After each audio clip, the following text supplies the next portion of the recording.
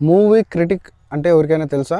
లేదంటే movie reviewer అనే పదం ఎక్కువ మంది వినింటారు. అంటే అర్థం ఏంటంటే ఒక సినిమాని బాగా పరిశీలించి ఎక్కడ హైలైట్గా ఉంది, ఎక్కడ డౌన్ అయింది, హిట్ అవుతుందా, ఫ్లాప్ అవుతుందా, కంటెంట్ ఎలా ఉంది అనేటువంటిది చెప్పే వాళ్ళను మూవీ రివ్యూవర్ అంటారు. మన మన ఆంధ్రప్రదేశ్లోకి ఒక కొత్త రకం మూవీ రివ్యూవర్ వచ్చాడు. ఎవడంటే రాధా మనోహర్ దాస్. వీడు అఖండ సినిమా ఎక్కడో చూశాడంట. డైరెక్ట్గా డైరెక్టర్కి కాల్ చేసి అఖండ సినిమా తోపండి, తురుమండి, అట్లా ఉందండి, ఇట్లా ఉందండి, సనాతన ధర్మం అండి, అద్దండి ఇదండి అంటున్నాడు.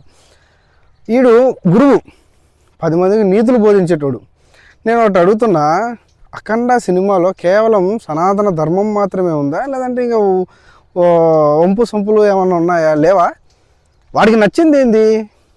సనాతన ధర్మమేనా? నాకు డౌటే. నా కొడుకు నమ్మడానికి లేదు. ఎందుకంటే ఆడియో లీక్ అయింది కదా, 100 మంది పిల్లల్ని కనాలని ఉందంట.